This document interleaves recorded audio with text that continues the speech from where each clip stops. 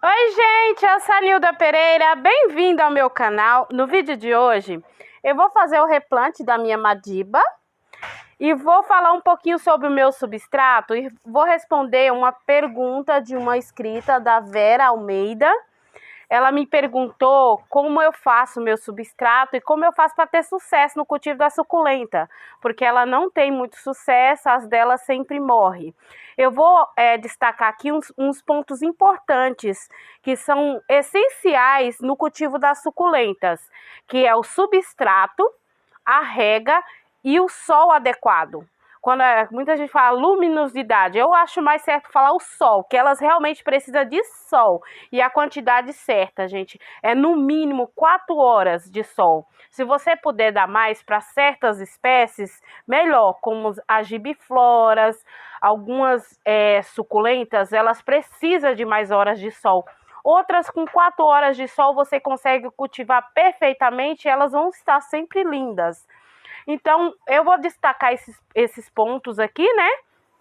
E vou falar sobre o meu substrato, que é um substrato super simples, de fácil preparação, e os materiais são bem acessíveis, gente. O que eu uso aqui no momento é esses materiais aqui, ó, que é a terra aqui do sítio, da chácara mesmo, o carvão, né? Que é esse carvão sem uso que a gente compra. Esse aqui agora eu achei uma mina de ouro, gente, porque tem um pessoal que faz carvão aqui perto da chácara, e eu já vou comprar ele assim, ó, a munha do carvão. Eu consegui achar essa semana com preço super bacana, não vai nem precisar eu triturar, né, porque dá trabalhinho a gente quebrar ele, né. E eu uso também a torta de mamona. Eu gosto de usar essa aqui, que ela é granuladinha assim, ó. Mas ela é assim, ela é bem simples, ó. E essa aqui. O que eu gosto da torta de mamona? Porque além dela ajudar na adubação da suculenta, ela repele um pouquinho os nematóides, viu? E às vezes, esse aqui é a casca, a palha de arroz, né? A casca de arroz carbonizada. Não é sempre que eu uso, porque não é sempre que eu tenho à mão. Aqui às vezes não é fácil da gente achar, né? Todo lugar que tem.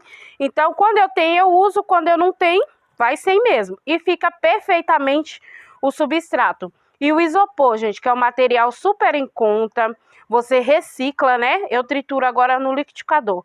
Ele fica assim, ele substitui perfeitamente a perlita. A diferença dos dois é que ele é um material sintético, né? Mas funciona super bem. Dá super certo. A preparação, gente, eu não tenho uma medida exata. Lá é tanto disso, é tanto daquilo.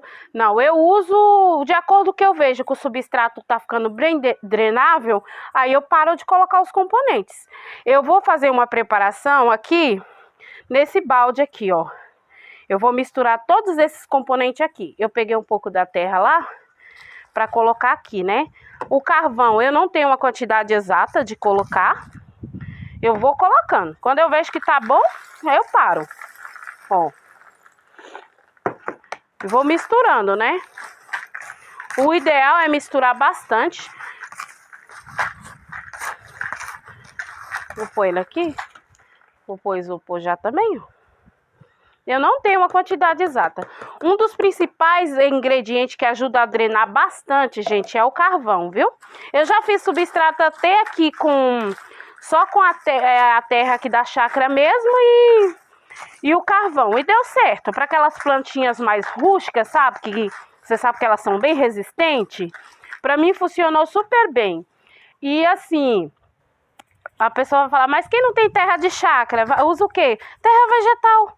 Se você não achar aquela que é mistura de substrato pronto para folhas e folhagem, já compra terra vegetal mesmo e pode fazer essa mistura que dá certo também, gente. Não tenho assim uma receita exata para falar assim, o substrato tem que ser assim. Não, cada um faz seu substrato de acordo com a sua necessidade, né? Sendo o importante é que ele seja bem drenável, que ele fique uma mistura bem porosa, né? E que a água entre e sai rapidamente. Só isso. A casca de arroz, né? Como eu tenho aqui. Vocês veem que eu não tenho medida, né? Eu vou pondo assim e vou misturando tudo. E dá certo. O importante é que dá certo, né? Então hoje também eu vou replantar minha Virgínia ali, que ela tá ali junto com as outras plantinhas. Eu vou misturar aqui, gente, e já volto com vocês. Então, gente, já mexi bastante o substrato aqui, ficou bem drenável. Eu testo assim na mão mesmo, ó. Eu pego assim, aperto bastante, ó.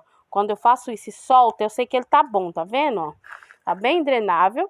Já acabei replantando aqui a minha Virgínia ali, como era um vasinho bem grande, ia demorar de encher, eu replantei.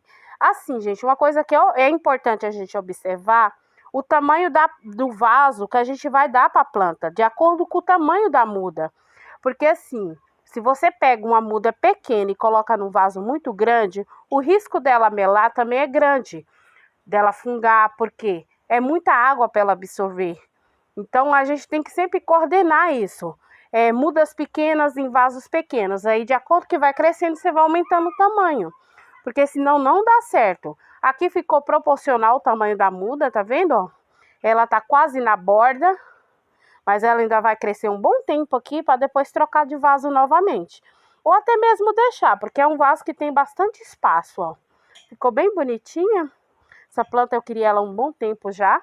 Ela dá carúnculas, é uma gibiflora, então uma plantinha que precisa de bastante sol, de mais de 4 horas de sol, gente. Com certeza essa aqui precisa, ainda mais que ela tem carúncula. Então, durante ela não se estressar bem, ela não começa a formar carúnculas, né?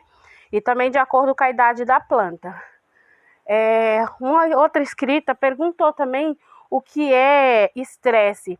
O estresse, gente, ele é ocasionado pelo estresse hídrico, que é a falta de água, o sol, né? Sol em excesso faz ela ficar estressada, e o frio também estressa as suculentas. No frio, elas ficam muito mais bonitas. É uma época ideal para cultivar suculenta agora, outono e inverno, gente. Porque ela fica bonita, a gente não tem tanto problema com fungo, cochonilha, essas coisas, né? E no verão é muito complicado, que aparece muito fungo, chove muito, né? Então tem tudo isso. O cultivo de suculenta envolve muita coisa. Um dos principais fatores, então, é o vaso, a gente observar, né? Para o tamanho da muda, de acordo com o tamanho do vaso, porque aqui, eu vou tirar esse pó aqui, e essa aqui, ó, eu vou colocar ali de volta. É uma mudinha que, quando eu coloquei ali, tava mais ou menos desse tamanho. Gostei da experiência e vou colocar de novo. Que além de tudo, fica muito linda. Que esse vasinho aqui é um dos meus preferidos. E assim, gente, a gente tem que observar muita coisa no cultivo. A rega mesmo. Quando você rega a suculenta, muita gente fala, regar uma vez por semana. Eu acho errado falar isso, sabe por quê? Porque não é regra. Porque você tem, antes de regar uma suculenta, você tem que ver se ela está precisando de rega. Porque não adianta nada, você vai, rega, sem observar, ela não está precisando de rega, aquilo ali só vai acumulando água, né? E quando você vai ver, ela está toda encharcada. Ó, vai ser fácil de tirar. Vou puxar mesmo. E... ótimo, tem um adubinho aqui ainda. E quando a gente vai ver, né, ela tá toda úmida demais, em excesso, né? A gente tem que observar a rega de acordo com o nosso vaso que a gente tem. Por exemplo, o vaso de barro, ele seca mais rápido que o vaso de plástico, né? O vaso de porcelana demora mais de secar. Então, é tudo um conjunto de coisas que você tem que observar para ter sucesso no cultivo.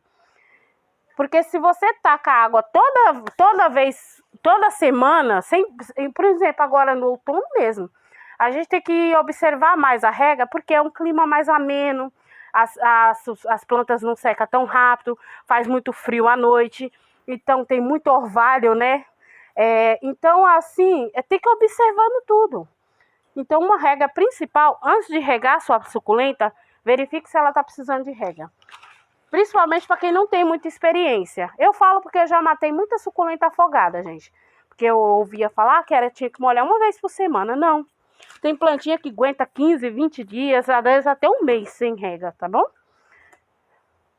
Umas plantinhas que a gente tem que ter muito cuidado com a rega, para quem tem, a Gila, a Super Boom, é uma plantinha que ela aguenta muito tempo sem água, sem precisar estar regando toda semana.